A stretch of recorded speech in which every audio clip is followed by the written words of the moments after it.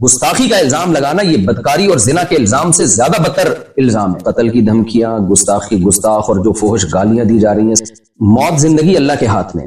جو رات قبر میں گزرنی ہے وہ قبر میں گزرے گی، جو زمین پہ گزرنی ہے وہ زمین پہ گزرے گی. لیکن ایسا نہ ہو کہ کچھ مذہبی متشدد قسم کے اسکالر آپ سے وہ کام کروائیں جس پہ قیامت کے دن نبی صلی اللہ علیہ وسلم آپ سے اپنا چہرہ پھیر لیں. اور آپ شو تو یہ کر رہے ہو میں نے نبی کے نام پہ یہ کام کیا ہے، لیکن نبی صلی اللہ علیہ وسلم اس شدت پسندی سے کبھی بھی خوش نہیں ہو سکتے. اور اگر پھر بھی آپ یہ سمجھتے ہیں کہ یہ گستاخی ہے معاذ اللہ، تو پھر میں آپ کے سامنے کچھ بریلویوں کے چوٹی کے علماء کے حوالے پیش کرتا ہوں مختصر. تو جو فتویٰ پھر آپ نے مجھ پہ لگایا ہے ان پہ بھی لگائیں. میں مانتا ہوں سارے بریلوی ایسا نہیں کرتے ہیں، ایک مخصوص طبقے کے مخصوص افراد ہیں جنہوں نے ایک پروپیگنڈا کھڑا کیا ہوا ہے اور سادہ لو عوام کو برگلا رہے ہیں کہ جی یہ واجب القتل ہے اور گستاخ ہے وغیرہ وغیرہ. اور کراچی ایک مولوی نہیں اور طارق مجہول مردود ایک بندہ بھی غیرت مند نہیں بیٹھا جڑا اٹھ کے انہاں سر لاوے. اس وجہ تو یہ بالکل اس بارے کوئی معافی نہیں. اس کتے نوں لگام پائی جاوے، وہ کتا بھی نہیں بڑھتا. مفتی طارق مسعود کے بیانات کے لیے مفتی صاحب کے آفیشیل چینل مفتی طارق مسعود سپیچز کو سبسکرائب کریں. بسم اللہ الرحمن الرحیم نحمدہ ونصلی علی رسولہ الکریم. جب سے کینیڈا والے بیان وہ سوسائٹی میں گیا ہے تو مسلسل سوشل میڈیا پہ ہائپ کریٹ کی جا رہی ہے اور ایک مخصوص طبقے کی طرف سے جو بہت زیادہ شدت پسندی پھیلا رہا ہے. بار بار مجھے کہا جا رہا ہے کہ یہ جو معذرت آپ نے دوبارہ کی ہے یہ بھی قابل قبول نہیں ہے. اور اس طبقے کا بنیادی مقصد یہ ہے کہ میں یہ مانوں کہ میں نے گستاخی کی ہے اور پھر میں گستاخی سے معذرت کروں. جو غلطی مجھ سے ہوئی ہے اس پہ میں بار بار معذرت کر چکا ہوں. لیکن وہ طبقہ مسلسل دھمکیاں دے رہا ہے میرے واٹس ایپ پہ، قتل کی دھمکیاں، گستاخ اور جو فحش گالیاں دی جا رہی ہیں سب کے نمبر بھی میں سیو کر رہا ہوں. تو یہ سب کچھ چل رہا ہے میرے ساتھ. تو مجھے خیال ہوا کہ میں ایک علمی لحاظ سے بہرحال میں اس پہ ایک ویڈیو ریکارڈ کرواؤں، کیونکہ جو کچھ میرے مخلص لوگ ہیں، بعض لوگ، میجورٹی نے مجھے گستاخ قرار نہیں دیا الحمدللہ، میجورٹی علماء نے، بلکہ انہوں نے اس کو ایک غلطی ضرور قرار دیا، علمی غلطی، گستاخ قرار نہیں دیا. لیکن بعض ہمارے ہی بڑوں سے، بعض ہمارے ہی لوگوں نے بھی اس کو گستاخی سے تعبیر کیا اور پھر یہ کہا کہ مفتی صاحب نے جب گستاخی سے معذرت کر لی ہے تو اب ان کی جان چھوڑ دو. تو اس کو بھی بعض شدت پسند لوگ کہہ رہے ہیں دیکھو ان کے اپنے بڑے کہہ رہے ہیں کہ انہوں نے گستاخی کی ہے. اس لیے مجھے گستاخی کے لفظ کو ایکسپلین کرنا بہت میرے لیے ضروری ہو گیا ہے. وجہ اس کی ہے کہ جو مخصوص طبقے کے کچھ لوگ ہیں جو ان کے لیڈر بہت زیادہ شدت پسندی پھیلا رہے ہیں اور اپنی عوام کو، جو عام لوگ ہیں نا، ان کو بہت زیادہ اکسا رہے ہیں میرے قتل پہ. کھلی ویڈیو میں جب اتنا اکسا رہے ہیں، آپ یہ ویڈیو کلپ دیکھ سکتے ہیں. اور کراچی ایک مولوی نہیں اور طارق مجہول مردود ایک بندہ بھی غیرت مند نہیں بیٹھا جڑا اٹھ کے انہاں سر لاوے. اس وجہ تو یہ بالکل اس بارے کوئی معافی نہیں. اس کتے نوں لگام پائی جاوے، وہ کتا بھی نہیں بڑھتا. جب کھلی ویڈیو میں اتنا اکسا رہے ہیں تو بند کمروں میں کتنا اکساتے ہوں گے. اور میرے پاس جو الگ سے دھمکیاں آ رہی ہیں وہ الگ ہیں. لیکن جو لیڈر حضرات ہیں نا ایک مخصوص طبقے کے، وہ بار بار جو ہے نا گستاخ کی سزا سرتن سے جدا، نعرے بھی یہی لگ رہے ہیں. سر سید تھانے کے باہر جو ہمارا قریبی محلہ ہے اس میں جو تھانہ ہے اس کے باہر بھی یہ نعرے لگائے گئے ہیں ایک کراؤڈ کی شکل میں کہ گستاخ کی سزا سرتن سے جدا. نبی کی ایک سزا سرتن سے جدا، سرتن سے جدا. تو میں اس گستاخ کے لفظ کو آج علمی انداز سے ایکسپلین کروں گا، تحقیقی جواب بھی دوں گا، الزامی جواب بھی دوں گا کہ اگر آپ مجھ پہ گستاخی کے فتوے لگاتے ہیں تو پھر آپ ان لوگوں پہ بھی گستاخی کے فتوے لگائیں، تاکہ جو سادہ لوح لوگ ہیں جو واقعی نبی صلی اللہ علیہ وسلم سے محبت کرتے ہیں لیکن وہ غلط فہمی کا شکار ہو گئے، وہ مجھ سے بدگمان ہو گئے کہ مفتی صاحب نے واقعی غلط گستاخی تو بہرحال کی ہے، بعض لوگ یہ کہہ رہے ہیں. تو میں نے جو غلطی کی ہے اس سے میں رجوع کر چکا ہوں، گستاخی میں نے نہیں کی ہے. تو اب میں اس پہ شروع کرتا ہوں. دیکھیے میرا جو بیان تھا میں نے اس میں یہ بات کہی جو کہ غلط الفاظ تھے. میں نے کہا قرآن میں گرامر کے لحاظ سے یہ غلط ہے لیکن اس کو ٹھیک نہیں کیا گیا. یہ قرآن کا میں معجزہ بیان کر رہا تھا کہ جو گرامر کے لحاظ سے مسٹیک ہوئی وہ باقی رکھی گئی. لیکن بیان کے دوران ہی مجھے خیال ہوا کہ یہ لفظ جو تعبیر ہے، جو الفاظ ہیں، میرے منہ سے غلط نکل گئے.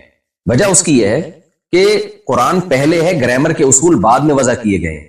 گرامر قرآن کو دیکھ کے لکھی گئی ہے، نہ کہ قرآن گرامر کا محتاج ہے. یہ ایک ایسی حقیقت ہے جس کو میں اپنے لیکچروں میں پہلے بیان کر چکا ہوں، کئی بار بیان کر چکا ہوں کہ زبان گرامر کی محتاج نہیں ہوتی، گرامر زبان کی محتاج ہوتی ہے. مجھے بیان کے دوران ہی اندازہ ہو گیا کہ یہ الفاظ میرے زبان سے غلط نکلے ہیں، لہذا میں نے بیان میں ہی اس کی کریکشن کی کہ اگر ظاہری لحاظ سے اس میں کوئی غلطی لکھنے میں ظاہری لحاظ سے، ورنہ اس میں بڑی حکمت ہے. گرامر کی ایک مسٹیک اگر ظاہری لحاظ سے میں مسٹیک کہہ رہا ہوں کہ تو وہ کریکشن کیا تھی جو میں نے چلائی بھی ہے کہ ظاہری لحاظ سے ہے، حقیقت میں نہیں ہے، ظاہری لحاظ سے. ظاہر کا مطلب یہ کہ حقیقت میں کوئی غلطی نہیں ہے، دیکھنے میں ایسا لگتا ہے کہ گرامر کے قاعدوں کے خلاف ہے. میرا خیال یہ تھا کہ اس سے لوگ مطمئن ہو گئے ہوں گے، لیکن وہ بھی میری غلطی تھی.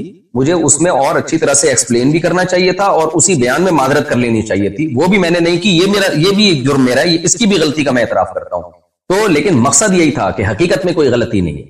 ظاہری لحاظ سے غلطی کا مطلب کیا تھا کہ بھئی قرآن میں کچھ باتیں ایسی ہیں جو عام نحوی قاعدوں کے جو قاعدے بعد میں ایجاد کیے گئے ہیں ان کے خلاف ہیں. یہ بات صرف میں نے نہیں لکھی ہے، یہ اور بھی لوگ لکھ چکے ہیں، خود بریلوی علماء لکھ چکے ہیں.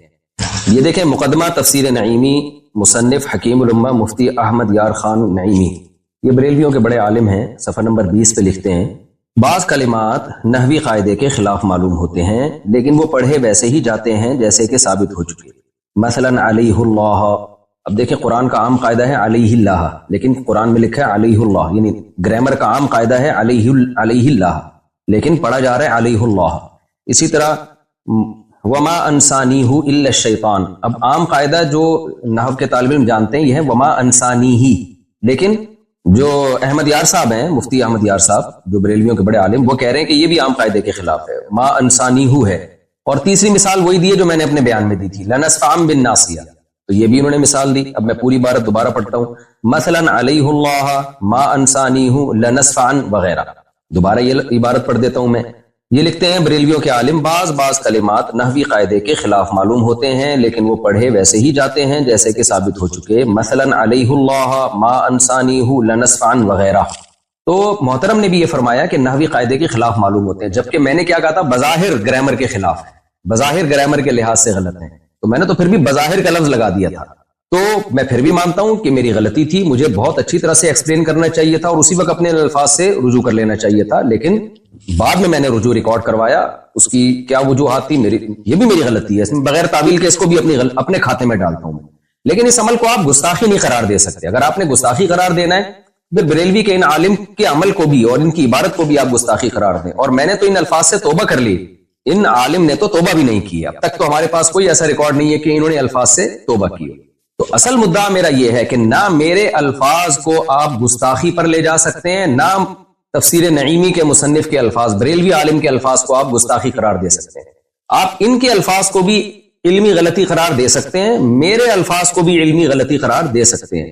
یہ علمی غلطی قرار دینے پر ہمیں کوئی اعتراض نہیں ہے، لیکن آپ اس عمل کو گستاخی مت قرار دیں، کیونکہ اگر یہ ہے تو میں گستاخ ہوں تو پھر یہ بھی گستاخ ہیں، اور وہ تمام علماء گستاخ ہیں جنہوں نے اس علمی نقطے کو اس انداز سے بیان کیا ہے. دوسری روایت دیکھیں، عن ہشام بن عروة عن ابيه قال سألت عائشة عن لحن القرآن إن هذان لساحران وعن قوله والمقيمين الصلاة والمؤتون الزكاة وعن قوله والذين هادوا والصابئون فقال يا ابن أختي هذا عمل الكتاب اخطأوا في الكتابة. رواه الطبری في تفسیره جلد نمبر 1 صفحہ نمبر 18. علامہ طبری رحمہ اللہ تعالیٰ اپنی تفسیر کی جلد نمبر 1 صفحہ نمبر 18 میں لکھتے ہیں، اور یہ روایت مصنف ابن ابی شیبہ میں بھی ہے. فرماتے ہیں کہ عبداللہ بن زبیر جو حضرت عائشہ کے بھانجے تھے، انہوں نے سیدہ عائشہ رضی اللہ تعالی عنہا سے قرآن کی بعض آیتوں کے متعلق پوچھا. ظاہر ہے وہ آیتیں عام گرامر قاعدوں سے ہٹ کر تھی. تو حضرت عائشہ رضی اللہ تعالی عنہا سے ان کی جب تفسیر پوچھی تو حضرت عائشہ نے فرمایا کہ یا ابن اختی، ہے میرے بھانجے، ھذا عمل الکتاب اخطئوا فی الکتابہ، یہ کاتبوں کا عمل ہے جنہوں نے کتابت میں خطا کی ہے. تو یہاں بھی سیدہ عائشہ کا مطلب، خطا کا مطلب یہ نہیں ہے کہ سچی مچی میں غلطی کی ہے، وہ خطا یہ بیان کرنے کے لیے بتا رہی ہیں کہ یہ جو عام قاعدے جو گرامر کے اصول کیے گئے ہیں یہ عام قاعدوں سے ہٹ کر انہوں نے اس کو لکھا ہے. جمہور حضرات نے یہی مفہوم بیان کیا ہے اس کا. تو یہاں بھی میں یہ کہوں گا کہ کیا آپ سیدہ عائشہ کو بھی معاف نہیں کرو گے؟ آپ یہ کہو گے انہوں نے معاذ اللہ دعویٰ کیا کہ قرآن میں تحریف ہوئی ہے، قرآن کو غلط لکھا گیا ہے اور قرآن کی کتابت کے طریقے غلط تھے. یا علامہ طبری جو بڑے مفسر ہیں، جن کو دیوبندی بھی مانتے ہیں، بریلوی بھی مانتے ہیں، اہل حدیث بھی بہت بڑا مفسر مانتے ہیں، آپ ان کو گستاخ قرار دیں گے کہ انہوں نے سیدہ عائشہ کا یہ قول نقل کیا اور پھر سیدہ عائشہ کو گستاخ نہیں؟ کیونکہ آپ لوگ تو کہتے ہیں گستاخ کو گستاخ قرار نہ دینا بھی گستاخی ہے. تو کیا ہے معاذ اللہ آپ ان سب کو گستاخ قرار دیں گے؟ ظاہر ہے آپ یہ کہیں گے کہ ایک چیز ہے جس کو یہ اپنے الفاظ میں بیان کر رہے ہیں. اور پھر میں بار بار بتاؤں، یہ سب کا امت کا اتفاق ہے. میں مفسرین کے حوالے بھی دے سکتا ہوں اور میرے پرانے بیانات بھی مل جائیں گے اس پر کہ گرامر قرآن کی محتاج ہے، قرآن گرامر کا محتاج نہیں ہے. اس زمانے میں عربی کے قواعد و ضوابط منضبط نہیں کیے گئے تھے، گرامر کو بعد میں وضع کیا گیا ہے. تو جو اکثر قاعدے اور کلیے جو انہوں نے وضع کیے ہیں تو قرآن کی بعض آیتیں ان اکثر قاعدوں پر منطبق نہیں ہوتی تھی. لیکن ان کی بھی بہت سے حضرات نے تعویل کی ہے، جیسے لنسفام بن ناسیہ میں عین کے بعد جو نون آ رہا ہے، تو نون میں بہت سے حضرات نے کہا ہے کہ یہ گرامر کے قاعدوں کے مطابق ہے، یہ گرامر کے قاعدے کے خلاف بھی نہیں ہے۔ مطابق اس لیے کہ یہ جو نون تاکید ہے نا، اس کو الف کے ساتھ بھی لکھا جاتا ہے، اس کی کچھ مثالیں بھی دی ہیں۔ تو یہ دونوں اقوال علماء میں پہلے سے چل رہے ہیں۔ کسی نے کہا کہ بعد میں جو قواعد و ضوابط وضع کیے گئے، بہت ساری چیزیں اس قاعدے پہ منطبق نہیں بیٹھتی، تو کوئی بات نہیں، اس سے قرآن کا غلط ہونا ثابت نہیں ہوتا، وجہ اس کی گرامر تو بعد میں آئی ہے۔ اور بعض نے کہا نہیں بھائی، گرامر جو اس دور میں گرامر تھی، جو اصل ہے اس کے، اور اس کے پہ شواہد بھی پیش کیے، انہوں نے دلائل بھی پیش کیے کہ اس کے مطابق یہ گرامر کے بھی عین مطابق ہے۔ تو یہ شروع سے اختلاف چلا آ رہا ہے، اور یہ سب کی تعبیرات ہیں۔ ابھی تو میرا مدعا صرف یہ ثابت کرنا ہے کہ اگر مجھ سے الفاظ میں غلطی ہوئی ہے اور آپ اس کو گستاخی قرار دے رہے ہیں، جبکہ میں ان الفاظ سے غلطی سے بار بار رجوع بھی کر چکا ہوں، تو کیا آپ ان بڑے بڑے حضرات کو بھی معاذ اللہ نقل کفر گستاخ قرار دیں گے؟ تو ہمیں اس طرز عمل پہ غور کر لینا چاہیے۔ اب ہم آتے ہیں دوسرے مسئلے کی طرف، لفظ امی کی طرف۔ اس پر بھی مجھ پہ بہت زیادہ گستاخیوں کے فتوے لگ رہے ہیں کہ میں نے رسول اللہ صلی اللہ علیہ وسلم کے بارے میں یہ کہا ہے کہ آپ لکھنا پڑھنا نہیں جانتے تھے، اور کہا گیا ہے کہ یہ بھی گستاخی کی ہے۔ بعض لوگوں نے تو یہ کہہ دیا کہ میں نے نبی کو ان پڑھ کہا ہے، حالانکہ میں نے نبی صلی اللہ علیہ وسلم کی طرف ان پڑھ کے لفظ کی نسبت نہیں کی، اور میں اس لفظ نبی کی طرف ان پڑھ کے لفظ کی نسبت کو ادب کے خلاف سمجھتا ہوں۔ تو میں نے کہا ہے کہ آپ صلی اللہ علیہ وسلم لکھنا پڑھنا نہیں جانتے تھے۔ تو بعض حضرات نے یہ کہا ہے کہ نبی صلی اللہ علیہ وسلم جو تھے، کسی انسان سے آپ نے نہیں سیکھا، اللہ نے آپ کو لکھنا پڑھنا سکھایا ہے۔ تو اس لیے میں نے جو یہ کہا کہ آپ لکھنا پڑھنا نہیں جانتے تھے، گویا یہ میں نے معاذ اللہ نقل کفر نبی کی گستاخی کی ہے، کیونکہ اللہ نے آپ کو لکھنا پڑھنا سکھایا تھا۔ دیکھیے یہاں بھی میں آپ سے عرض کروں گا، اگر آپ کی یہ رائے یہ ہے کہ اللہ نے نبی کو لکھنا پڑھنا سکھا دیا تھا، اور ہماری رائے یہ ہے کہ اللہ نے نبی کو لکھنا پڑھنا نہیں سکھایا تھا، آپ یعنی جب تک آپ صلی اللہ علیہ وسلم دنیا میں رہے، آپ صلی اللہ علیہ وسلم امی ہی رہے، اس معنی میں کہ آپ نہ لکھنا جانتے تھے نہ پڑھنا جانتے تھے۔ تو اگر ہماری یہ رائے کا آپ سے اختلاف ہے تو اس کو ایک علمی اختلاف کہا جائے گا، اس کو بھی گستاخی نہیں کہہ سکتے۔ گستاخی آپ اس عمل کو جب کہیں گے جب ہم یہ دعویٰ کرتے ہیں کہ نبی لکھنا پڑھنا نہیں جانتے تھے، اور ہمارا مقصد اس سے معاذ اللہ نبی کی توہین ہو۔ ہم تو نبی کی تعظیم میں کہہ رہے ہیں کہ جو لکھنا پڑھنا نہیں جانتے تھے، پھر بھی انہوں نے ساری دنیا کو لکھنا پڑھنا سکھایا ہے، ساری دنیا میں علوم بانٹے ہیں، یہی تو نبی کا معجزہ ہے۔ اور جتنے بھی علماء ہیں لفظ امی کو جب ایکسپلین کرتے ہیں تو ایکسپلین میں ان کی مراد تعظیم ہی ہوتی ہے، توہین مراد نہیں ہوتی۔ شاید میں نے جس طرح سے ایکسپلین کرنا چاہیے تھا اس طرح سے ایکسپلین نہ کیا ہو، لیکن اس عمل کو آپ گستاخی نہیں قرار دے سکتے۔ تو اس میں بھی ہم اب دلائل کی دنیا میں جاتے ہیں۔ پہلے میں حدیث سے کچھ حوالے دوں گا آپ کے سامنے۔ تفسیر قرطبی جلد نمبر 7 صفحہ نمبر 299، اس میں عبداللہ بن عباس رضی اللہ تعالیٰ عنہ کا یہ قول ہے، آپ وہاں جا کے سرچ کر سکتے ہیں۔ قال ابن عباس رضی اللہ عنہ، ابن عباس فرماتے ہیں کان نبیکم امیا لا یکتب ولا یقرأ ولا یحسب، قال اللہ تعالی وما كنت تتلو من قبله من کتاب ولا تخطه بیمینک۔ دلیل میں بھی وہی آیت پڑھی ہے عبداللہ بن عباس نے جو میں نے بیان میں پڑھی تھی، دلیل بھی وہی دی۔ عبداللہ بن عباس رضی اللہ تعالیٰ عنہ فرماتے ہیں تمہارے نبی صلی اللہ علیہ وسلم امی تھے، لا یکتب نہ لکھنا جانتے تھے، ولا یقرأ اور نہ پڑھنا جانتے تھے۔ اور ہے نا ما انا بقاری، حدیث میں آتا ہے جب پہلی سورت نازل ہوئی ہے تو جبریل علیہ السلام نے فرمایا اقرأ، تو آپ نے کیا فرمایا تھا؟ ما انا بقاری۔ تو یہی بات عبداللہ بن عباس نے کی، ولا یحسب اور نہ حساب جانتے تھے۔ اور پھر آپ نے دلیل کے طور پہ قرآن کی آیت پیش کی، وما كنت تتلو من قبله من کتاب ولا تخطه بیمینک، کہ آپ کے دائیں ہاتھ نے نہیں لکھا اس کو، اور آپ نے اس سے پہلے کبھی کوئی کتاب پڑھی نہیں ہے۔ اور پھر علامہ قرطبی جو ہے حدیث کی کتاب سے عبداللہ بن عمر رضی اللہ تعالیٰ عنہ سے بھی یہ روایت نقل کرتے ہیں، عن ابن عمر رضی اللہ عنہما عن النبی صلی اللہ علیہ وسلم قال امت امیت لا نکتب ولا نحسب، ہم ایک امی امت ہیں، نہ ہم لکھتے ہیں نہ ہم پڑھتے ہیں۔ اچھا، بعض لوگ ہو سکتا ہے ترجمے میں یہ گڑبڑ کریں کہ نبی صلی اللہ علیہ وسلم کے بارے میں جو عبداللہ بن عباس نے فرمایا کہ نبی نہ لکھتے تھے نہ پڑھتے تھے، تو اس سے یہ کہا ثابت ہوتا ہے کہ لکھنا اور پڑھنا نہیں جانتے تھے۔ بھائی جانتے تھے لیکن لکھتے نہیں تھے، لیکن اگلی حدیث میں اس کو کلیئر کر دیا، آپ نے فرمایا ہم امی امت ہیں، نہ لکھنا جانتے ہیں نہ پڑھنا جانتے ہیں۔ اگر ہم اس کا ترجمہ یہ کریں گے کہ ہم نہ لکھتے ہیں نہ پڑھتے ہیں تو یہ بات تو مشاہدے کے خلاف ہو جائے گی۔ بعض صحابہ تو لکھتے بھی تھے پڑھتے بھی تھے، تو اس میں نبی نے اپنی بارے میں بتایا کہ ہم امت یعنی من حیث القوم، عرب میں لکھنا پڑھنے کا نہیں آتا تھا ان کو، مخصوص لوگ ہوتے تھے جن کو لکھنا پڑھنا آتا تھا۔ تو اگلی حدیث پہلی حدیث کے مصداق کو متعین کر رہی ہے کہ نبی صلی اللہ علیہ وسلم فرمایا ہم امی ہیں، نہ ہم لکھنا جانتے ہیں نہ ہم پڑھنا جانتے ہیں۔ اور یہ حدیث صحیح ہے، مسلم میں 1080 صراحتاً بھی ہے، جو میں آپ کے سامنے پڑھ دیتا ہوں۔ عن عبد الله بن عمر رضي الله عنه يحدث عن النبي صلى الله عليه وسلم قال انا امه اميه لا نكتب ولا نحسب. نبی صلی اللہ علیہ وسلم نے فرمایا کہ ہم امی امت ہیں، نہ ہم لکھنا جانتے ہیں نہ ہم حساب و کتاب کرنا جانتے ہیں. تو پھر بھی اگر آپ کا اختلاف ہے کہ نہیں بھئی نبی صلی اللہ علیہ وسلم کو اللہ نے لکھنا پڑھنا سکھا دیا تھا، تو یہ علمی اختلاف کہلائے گا. اس میں آپ کہیں گے ہمارا اس میں مفتی طارق مسعود صاحب سے اور جمہور امت سے اختلاف ہے. اس کو آپ گستاخی نہیں قرار دے سکتے. جمہور امت کا وہی عقیدہ ہے کہ نبی صلی اللہ علیہ وسلم لکھنا پڑھنا نہیں جانتے تھے، مگر یہ آپ کی تعریف ہے اور آپ صلی اللہ علیہ وسلم کی تعظیم ہے کہ جو نہ لکھنا جانتا ہو نہ پڑھنا جانتا ہو، پوری دنیا کو لکھایا بھی پڑھایا بھی، اور پوری دنیا علوم میں اس کی محتاج ہے. بعدس خدا بزرگ توئی قصہ مختصر، اللہ کے بعد کوئی صاحب علم ہے تو پیغمبر صلی اللہ علیہ وسلم ہے. تو آپ کیسے میرے اس طرز بیان کو آپ گستاخی قرار دے رہے ہیں؟ یہ صحیح بخاری حدیث نمبر 2731. یہ واقعہ کیا ہے؟ صلح حدیبیہ کا مشہور واقعہ. جب حدیبیہ میں صلح ہوئی نبی صلی اللہ علیہ وسلم اور صحابہ مشرکین مکہ کے درمیان، تو جو صلح میں معاہدہ ہوا تھا وہ ریٹن فارم میں لایا جا رہا تھا. آپ صلی اللہ علیہ وسلم نے سیدنا علی رضی اللہ تعالیٰ عنہ کو بلایا اور ان سے فرمایا کہ لکھو، اکتب بسم اللہ الرحمن الرحیم، بسم اللہ الرحمن الرحیم سے لکھنا شروع کرو. آخر میں آپ صلی اللہ علیہ وسلم نے کیا لکھوایا حضرت علی سے؟ ھذا ما قضى علیہ محمد الرسول اللہ. یہ وہ فیصلہ ہے جو محمد صلی اللہ علیہ وسلم جو اللہ کے رسول ہے ان کا فیصلہ ہے. یہ لکھ دیا گیا.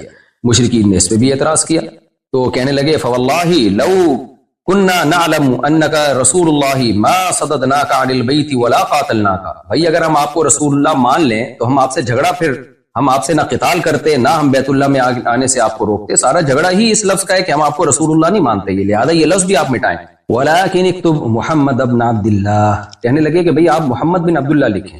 قال النبی صلی اللہ علیہ وسلم واللہ انی لرسول اللہ وان کذبتمونی. اللہ کی قسم میں اللہ کا رسول ہی ہوں اگرچہ تم مجھے جھٹلاؤ. پھر آپ نے سیدنا علی رضی اللہ عنہ سے فرمایا اکتب محمد ابن عبداللہ. اے علی لکھ دو محمد بن عبداللہ. امام زہری کہتے ہیں کہ حضرت علی رضی اللہ تعالیٰ عنہ جو تھے وہ ان کو یہ بہت مشکل لگا ان کو یہ لکھے میں رسول اللہ کے لفظ کو اپنے ہاتھ سے کیسے مٹاؤں. تو نبی صلی اللہ علیہ وسلم نے پھر کیا فرمایا سیدنا علی سے بخاری کی حدیث کے مطابق ارینی مکانہا، اے علی مجھے بتاؤ کہاں لکھا ہے رسول اللہ. فاراہ مکانہا، حضرت علی نے بتایا نبی کو. فمحاہا، نبی نے اپنے دست مبارک سے اس کو مٹا دیا. اس سے بھی صاف پتہ چلتا ہے بھائی اگر ہمارے نبی صلی اللہ علیہ وسلم لکھنا جانتے یا پڑھنا جانتے تو آپ سیدنا علی سے کیوں پوچھتے کہ مجھے بتاؤ کہاں لکھا ہوا ہے. تو یہ تمام چیزیں نبی کی تعظیم کو بڑھاتی ہیں کہ جو پیغمبر نہ لکھنا جانتا ہو نہ پڑھنا جانتا ہو لیکن اس نے ساری دنیا کو علوم سکھائے. اور میں دوبارہ اس شعر کو ریپیٹ کرتا ہوں، بعد از خدا بزرگ توئی قصہ مختصر. پوری امت کا اس پر اجماع ہے کہ اللہ کے بعد سب سے زیادہ علم اللہ نے سید الانبیاء محمد صلی اللہ علیہ وسلم کو دیا ہے. لیکن آپ کو امی کہنا یا آپ کو یہ کہنا کہ آپ صلی اللہ علیہ وسلم لکھنا پڑھنا نہیں جانتے تھے اور تعظیم کی نیت سے کہنا پھر اس کو ایکسپلین کرنا، یہ تمام باتیں اس بات کی دلیل ہیں کہ یہ کہنے والا نبی کی تعظیم کر رہا ہے. اور ایسے تعظیم کرنے والے پر گستاخی کے فتوے لگانا کسی بھی طرح سے نہیں بنتا. اور اگر پھر بھی آپ یہ سمجھتے ہیں کہ یہ گستاخی ہے معاذ اللہ، تو پھر میں آپ کے سامنے کچھ بریلویوں کے چوٹی کے علماء کے حوالے پیش کرتا ہوں مختصر. تو جو فتویٰ پھر آپ نے مجھ پہ لگایا ہے ان پہ بھی لگائیں. کنز الایمان ما خزائن العرفان، امام احمد رضا خان بریلوی صاحب، ان کی تفسیر، انہوں نے قرآن کی جو آیت ہے فآمنوا باللہ ورسولہ النبی الأمی الذی یؤمن باللہ وکلماتہ، اس آیت کی تفسیر میں لکھتے ہیں اللہ اور اس کے رسول بے پڑھے غیب بتانے والے. الامی کا ترجمہ انہوں نے کیا بے پڑھے، حالانکہ میں نے بے پڑھے کا مطلب اردو میں ان پڑھ ہی سمجھا جاتا ہے، جبکہ میں نے تو لفظ بے پڑھے استعمال نہیں کیا. میں نے تو کہا آپ صلی اللہ علیہ وسلم لکھنا پڑھنا نہیں جانتے تھے، جبکہ جناب احمد رضا خان بریلوی نے تو بے پڑھے کا لفظ نبی صلی اللہ علیہ وسلم کے لیے استعمال کیا ہے. اور میرا ایک کلپ موجود ہے جناب امام احمد رضا خان کے فیور میں، آپ وہ یوٹیوب پہ سرچ کر سکتے ہیں کہ میرے سامنے کسی نے کوئی عبارت نکالی اور کہا کہ اس سے تو ان کی گستاخی ثابت ہو رہی ہے، تو میں نے اس کی تعویل کی. کیونکہ بعض لوگ مجھ پہ یہ الزام لگا رہے ہیں کہ ان کے لیے اپنے لیے اصول کچھ اور ہیں، دوسروں کے لیے اصول کچھ اور ہیں، تو یہ الزام بھی غلط ہے. آپ میرا وہ کلپ دیکھ سکتے ہیں کہ اس میں جناب احمد رضا خان، بہت پرانا کلپ ہے وہ، میں کہہ رہا ہوں اس سے گستاخی کا پہلو نکالنا ٹھیک نہیں ہے. تو جب ہم جناب احمد رضا خان بریلوی سے بیسیوں اختلافات کے باوجود ان کی اس بے پڑھے لفظ سے گستاخی کا پہلو نہیں نکال رہے، تو آپ ہمیں لفظ امی کو ایکسپلین کرنے میں آپ ہمیں کیسے گستاخ قرار دے سکتے ہیں. ایک اور حوالہ مظہر القرآن، تفسیر مظہر القرآن جلد اول میں بریلویوں کے بہت بڑے عالم ہیں شیخ الاسلام مفتی شاہ محمد مظہر اللہ دہلوی. یہ اپنی کتاب میں لکھتے ہیں اللہ تعالیٰ نے مجھے یعنی محمد صلی اللہ علیہ وسلم کو پچھلی کتابوں میں امی لقب سے یاد فرمایا. آگے اس کی ایکسپلینیشن اس کی روایت کی کو ایکسپلین کرتے ہوئے کہتے ہیں اس لیے کہ آپ ان پڑھ تھے. اب آپ دیکھیں انہوں نے تو آپ کے لیے ان پڑھ کا لفظ استعمال کیا ہے, میں نے تو ان پڑھ کا لفظ بھی استعمال نہیں کیا. پھر آگے کہتے ہیں یا اس وجہ سے کہ آپ ام القری یعنی مکہ میں پیدا ہوئے تھے, ان پڑھ ہونا حضور کے لیے بڑا فخر ہے, نہ کہ نہ پڑھے نہ لکھے اور وحی کے ذریعے سے بڑے بڑے لوگوں کو دنیا اور دین کے انتظام سکھائے. دوبارہ میں ان کے الفاظ کو ریپیٹ کر دیتا ہوں. کہتے ہیں اس لیے کہ آپ صلی اللہ علیہ وسلم ان پڑھ تھے, اور پھر آگے فرمایا کہ حضور کی ان پڑھ ہونا حضور کے لیے بڑا فخر ہے کہ نہ پڑھے نہ لکھے اور وحی کے ذریعے سے بڑے بڑے پڑھے لکھوں کو دنیا اور دین کے انتظام سکھائے. یہی بات تو ہم پورے بیان میں کہتے رہے ہیں, پھر بھی ہم نے ادب میں ان پڑھ کا لفظ استعمال نہیں کیا. لیکن جو بریلویوں کے یہ بڑے عالم ہیں انہوں نے تو ان پڑھ کا لفظ بھی استعمال کر لیا اور نہ پڑھے نہ لکھے کا لفظ بھی استعمال کر لیا. اور ان کو اس طرح کی باتوں کو ہم نے یہی کہا ہے کہ بھائی ان کا مقصد نبی کی تعظیم تھی, توہین نہیں تھی. پورا میرا بیان جو کینیڈا میں ہوا ہے پورا نبی کی تعظیم اور قرآن کی صداقت میں بیان ہوا ہے. آپ مجھے گستاخ قرار دیتے ہیں میرے ان جملوں کی وجہ سے, تو پھر آپ ان بزرگوں کی طرف بھی آئیے اور ان کو بھی آپ گستاخ قرار دیں. فتاوی رضویہ جلد نمبر 14 صفحہ نمبر 237, اس میں جناب احمد رضا خان بریلوی صاحب لکھتے ہیں کیا یحرفون الکلم عن مواضعہ کے سر پر سینگ ہوتے ہیں. اب آپ بتائیے قرآن مجید کی آیت کے لیے یہ الفاظ استعمال کرنا یحرفون الکلم عن مواضعہ کے سر پر سینگ ہوتے ہیں, کیا اس سے بے ادبی نہیں جھلکتی؟ لیکن ہم تو تعویل کرتے ہیں کہ بھائی ان کا مقصد بے ادبی نہیں تھا, زور خطابت میں اور قلم کے زور میں انہوں نے ایک بات بیان کی اور مقصد سامنے والے کی بے ادبی تھی. لیکن اول نظر میں آپ کو کیا لگ رہا ہے؟ دوبارہ میں پڑھ دیتا ہوں, یہ کیا کہتے ہیں یحرفون الکلم عن مواضعہ, کیا یحرفون الکلم عن مواضعہ کے سر پہ سینگ ہوتے ہیں؟ یعنی ایسے ہی ہے جیسے کوئی کہہ لے کیا سورہ اخلاص کے سر پہ سینگ ہوتے ہیں, کیا قل هو اللہ کے سر پہ سینگ ہوتے ہیں, کیا سورہ فلق کے سر پہ سینگ ہوتے ہیں. تو آپ دیکھیں کہ یہ انداز بیان کیسا ہے. کیوں ہمارے جو بریلویوں میں جو متشدد حضرات ہیں اس کی تعویل کرتے ہیں؟ اسی لیے تعویل کرتے ہیں کہ وہ کہتے ہیں ان کی نیت یہ نہیں تھی. تو جب بھائی آپ کے لوگ اگر کوئی ایسا لفظ استعمال کریں جس سے گستاخی جھلک رہی ہو, لیکن آپ اس کو نیت کو ایکسپلین کرنے کا موقع بھی دیتے ہیں, ڈیفینڈ بھی کرتے ہیں, تو اگر یہ کام کسی دوسرے سے ہو جائے تو یہ کیا بات ہے کہ بھئی دوسروں کے لیے اصول کچھ اور اپنے لیے اصول کچھ اور. یہ تو دو باتیں جن کی بیس پہ مجھ پہ گستاخیوں کے الزام لگے ان کو میں نے ذرا ایکسپلین کیا ہے. اب میں تیسری بات کی طرف آتا ہوں.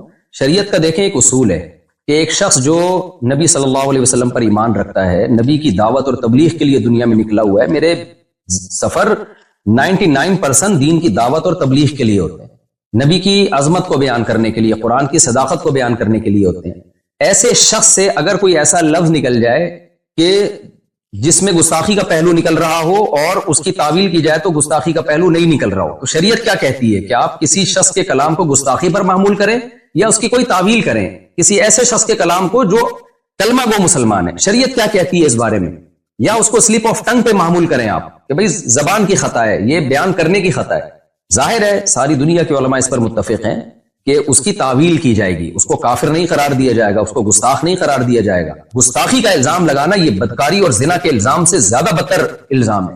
تو بہت بڑا جرم ہے جس کی نسبت آپ کر رہے ہیں. تو اتنے بڑے جرم کے لیے ثبوت اور شواہد اسی حساب سے ہونے چاہیے. فوائد السالکین میں صفحہ 278 کے حوالے سے یہ بات لکھی ہوئی ہے. خواجہ معین الدین چشتی قدس سرہ نے فرمایا کہ میں حضرت مخدوم شیخ یوسف چشتی قدس سرہ کی خدمت میں حاضر تھا کہ ایک شخص بیعت کے ارادے سے آیا. خواجہ کے قدموں میں اپنا سر رکھا اور عرض کیا کہ بیعت کے لیے حاضر ہوا ہوں. خواجہ پر کیفیت طاری تھی. فرمایا کہ اگر تم کہو کہ لا الہ الا اللہ چشتی رسول اللہ تو میں تمہیں مرید کر لوں.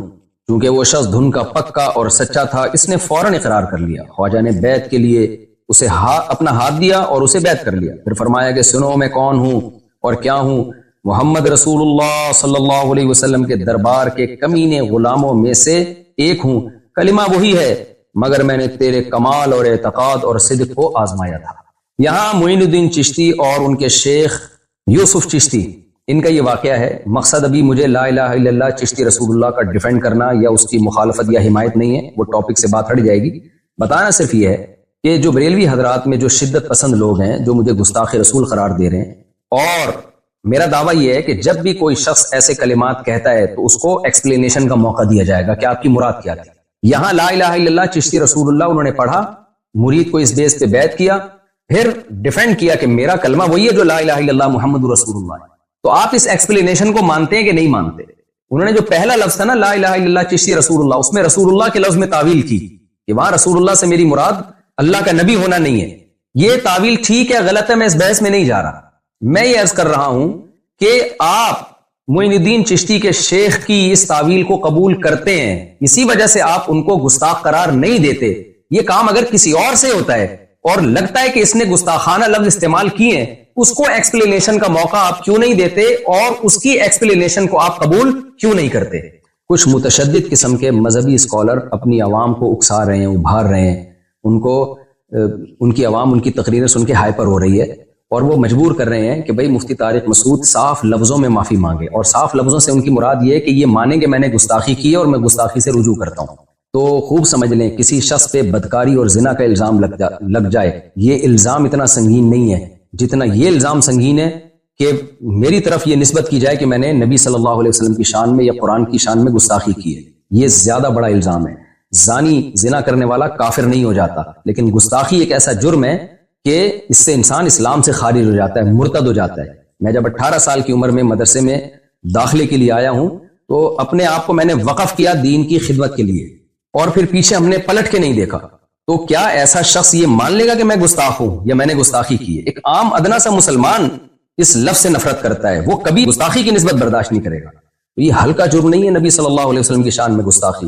جب جرم کی نوعیت سنگین ہوتی ہے تو اس کے لیے ثبوت کے لیے بھی سنگین قسم کے شواہد چاہیے ہوتے ہیں. لہذا میں یہ نہیں تسلیم کرتا کہ میں نے گستاخی کی ہے. جو غلطی مجھ سے ہوئی ہے اس پہ میں معذرت کر چکا ہوں. اور آخر میں جو متشدد قسم کے مذہبی اسکالر اتنی وضاحتوں کے بعد بھی اپنی عوام کو اکسا رہے ہیں کہ قتل ناموس رسالت اور گستاخی جو نبی کا گستاخ ہے اس کو قتل کر دیا جائے، تو میں اپنی بات کو ریپیٹ کرتا ہوں کہ یہ سادہ لو عوام جو واقعی نبی سے محبت کرتی ہے لیکن اپنے کچھ متشدد مذہبی اسکالر کی باتوں میں آ کے ہائپر ہو رہی ہے، میری ان سے گزارش ہے کہ آپ اپنے ان مذہبی لیڈروں سے کہیے کہ حضرت یہ قتل کا کام پھر آپ بنفس نفیس کریں. کیونکہ جب کوئی کسی کو قتل کرتا ہے تو پولیس کیس بنتا ہے، اس کو بھی پھانسی ہوتی ہے، وہ بھی جیل کی کوٹریوں میں جاتا ہے. تو حضرت جنت میں جانے کا شوق صرف آپ ہمیں کیوں دلا رہے ہیں؟ آپ خود یہ کام کیوں نہیں کر لیتے؟ آپ خود جائیں مفتی طارق مسعود صاحب کو آپ قتل کرنے کی کوشش کریں اور جنت کمانے کی آپ کوشش کریں. تو ایسا نہ ہو آپ اپنے مذہبی متشدد قسم کی لوگوں کی باتوں میں آ کے کوئی ایسا اقدام کر لیں. موت زندگی اللہ کے ہاتھ میں، جو رات قبر میں گزرنی ہے وہ قبر میں گزرے گی، جو زمین پہ گزرنی ہے وہ زمین پہ گزرے گی. لیکن ایسا نہ ہو کہ کچھ مذہبی متشدد قسم کے اسکالر آپ سے وہ کام کروائیں جس پہ قیامت کے دن نبی صلی اللہ علیہ وسلم آپ سے اپنا چہرہ پھیر لیں. اور آپ شو تو یہ کر رہے ہو میں نے نبی کے نام پہ یہ کام کیا ہے، لیکن نبی صلی اللہ علیہ وسلم اس شدت پسندی سے کبھی بھی خوش نہیں ہو سکتے. اور آخر میں ایک بات میں سیکولر اور لبرل لوگوں کے لیے بھی کروں گا جو میرے بارے میں یہ الزام لگا رہے ہیں، لو آپ اپنے دام میں سیاد آ گیا اور کہہ رہے ہیں کہ یہ مولوی پہلے ہی لوگوں کو تشدد سکھاتے تھے اور خود اب اس جال میں پھنس گئے ہیں. آپ میرے پرانے کلپ دیکھ سکتے ہیں کہ سیالکوٹ والے کیس میں، جنید جمشید والے کیس میں، آسیہ بی بی والے کیس میں اور جتنے اس قسم کے کیس ہوئے ہیں، اس وقت ہم جو بات کر رہے تھے وہی بات میں ابھی بھی کر رہا ہوں. ہمارا بیان بدلا نہیں ہے. ہاں کوئی بہت پرانا بیان جس میں کوئی شدت کا کوئی عنصر تھا تو وہ فوراً ہی میں نے رجوع بھی ریکارڈ کرا لیا. تو میرے جتنے بیان آپ کو 8-10 سال پرانے تک ملیں گے اس میں یہی دعویٰ ہے کہ گستاخی ایک بہت بڑا جرم ہے. گستاخی کو ثابت کرنے کے لیے شواہد اور دلائل بہت مضبوط ہونے چاہیے اور یہ کام کورٹ کا ہے، عوام کا کام نہیں ہے. تو قانون ہاتھ میں لینے کی کوشش نہ کی جائے. جزاکم اللہ احسن الجزا.